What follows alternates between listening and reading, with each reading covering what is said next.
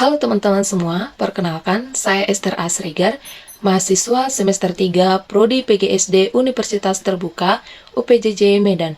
Dalam video ini saya akan menjelaskan terkait dengan modul 1-3 dalam mata kuliah Bahasa dan Sastra Indonesia di SD.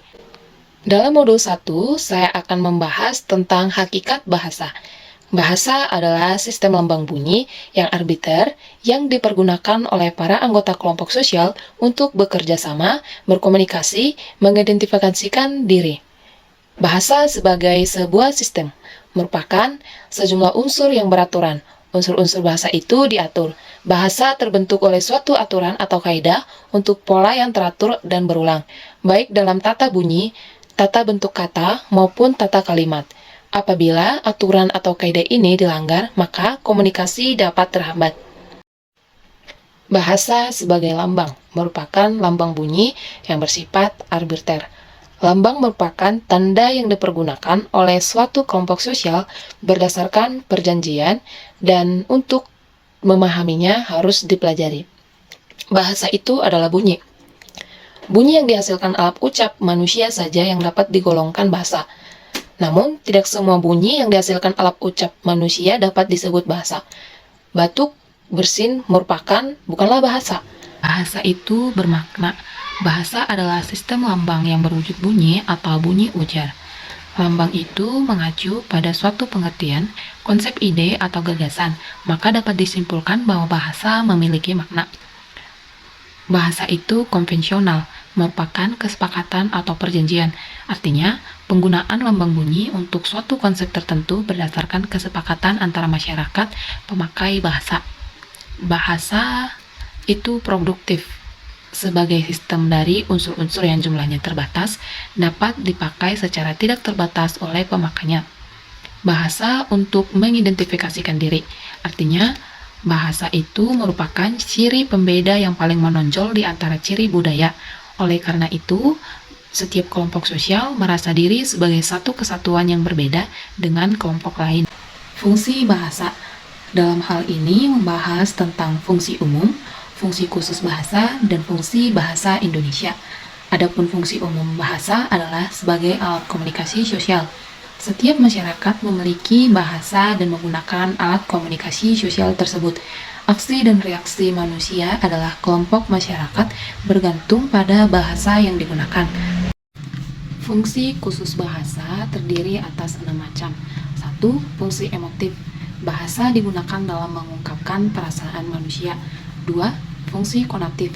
Digunakan untuk memotivasi orang lain agar bersikap dan berbuat sesuatu.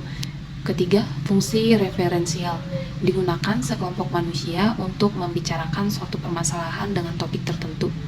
Keempat, fungsi puitik. Digunakan untuk menyampaikan suatu amanat atau pesan tertentu. Kelima, fungsi fatik.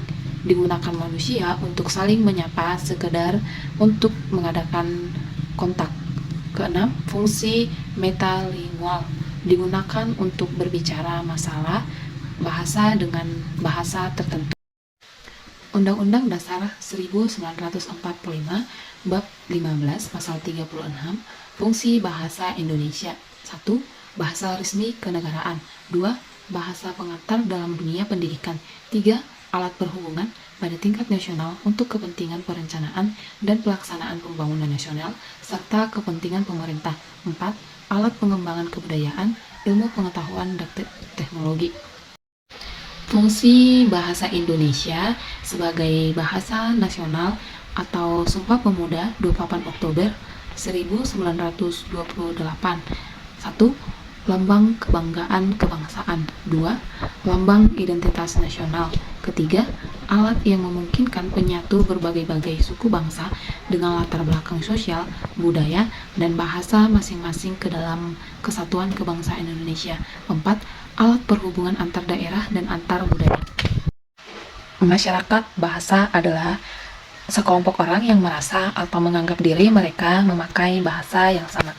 Variasi bahasa adalah keanekaragaman bahasa yang disebabkan faktor tertentu yang terwujud karena beberapa hal, yaitu faktor geografis, sosiologis, fungsi, gaya atau cara berbahasa seseorang, serta Faktor kebakuan.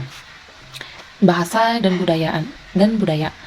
Hubungan bahasa dan budaya menurut pendapat pertama merupakan hipotesis Sapir-Whorf yang menyatakan bahwa bahasa itu mempengaruhi cara berpikir dan bertindak anggota masyarakat penggunaannya.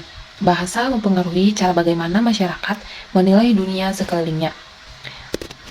Pendapat kedua merupakan kebudayaan atau masyarakatlah yang mempengaruhi bahasa. Sebabnya adalah banyak contoh yang mewujudkan bahwa lingkungan dalam suatu masyarakat dicerminkan dalam bahasanya, terutama dalam leksikonnya. Dalam modul 2 membahas tentang melafalkan dan menulis lambang bahasa yang benar. Fonem merupakan satuan bunyi bahasa yang terkecil yang mampu menunjukkan perbedaan makna. Proses pembentukan bunyi bahasa melibatkan tiga faktor. 1. Alat ucap, sumber tenaga, dan rongga pengubah getaran. Alat ucap memiliki peranan yang penting dalam menghasilkan bunyi ujaran, yaitu 1. Udara yang keluar dari paru-paru melalui pita suara. 2. Artikulator, artinya alat ucap yang digerakkan atau digeser waktu menghasilkan bunyi ujaran, seperti ujung lidah, bibir atas, dan bibir bawah. 3. Titik artikulasi, yaitu alat ucap yang menjadi tujuan sentuh artikulator, seperti gigi, lengkung kaki gigi, dan langit-langit. 4. Pita suara, alat ucap yang berupa dua buah pita pipi yang elastis yang bergetar pada waktu dilalui udara yang keluar dari paru-paru. Vokal merupakan bunyi yang dihasilkan karena udara yang keluar dari paru-paru tidak mendapat hambatan. Berdasarkan proses menghasilkan vokal digolongkan atas beberapa tinjauan. 1. Posisi bibir, vokal bulat seperti O, U, A, dan tidak bulat seperti I dan E. 2.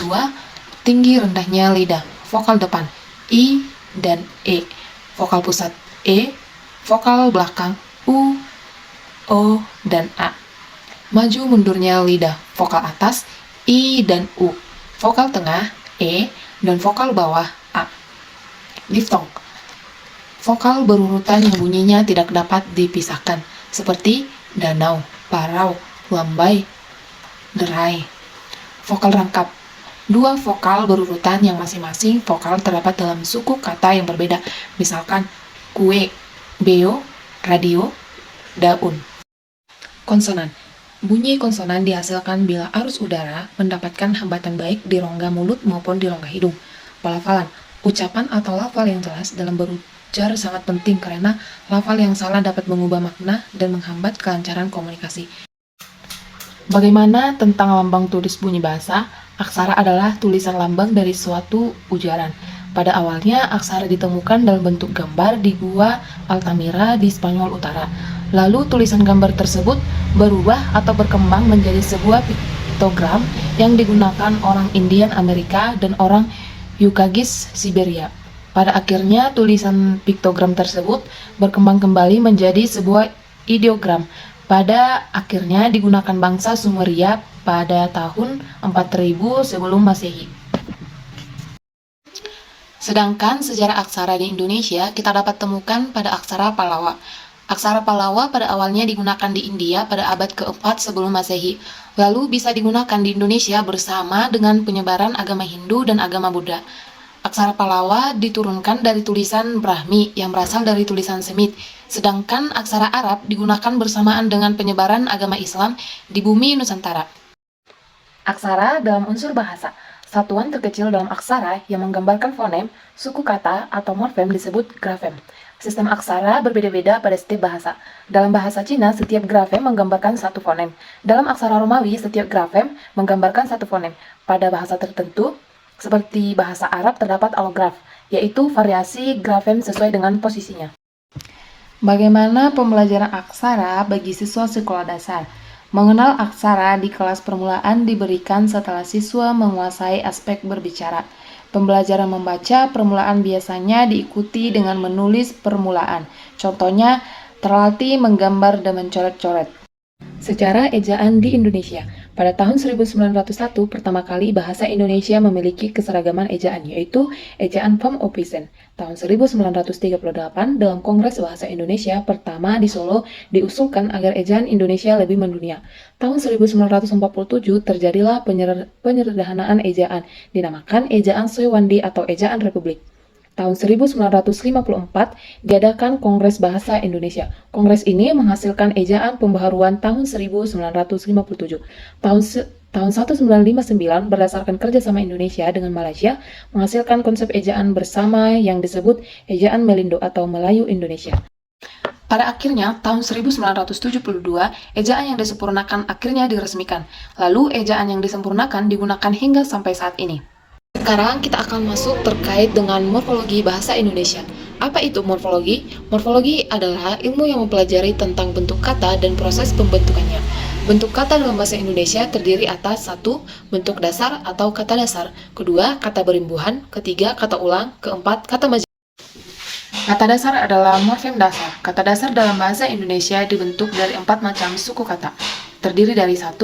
Vokal, kedua, vokal konsonan, ketiga, konsonan vokal, 4. Konsonan vokal konsonan.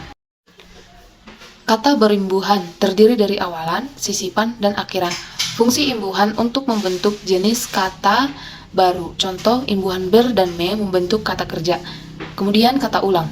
Jenis-jenis kata ulang: 1. Kata ulang murni, 2. Kata ulang berubah bunyi, ketiga, kata ulang sebagian, dan keempat, kata ulang berimbuhan. Ciri-ciri kata majemuk: 1.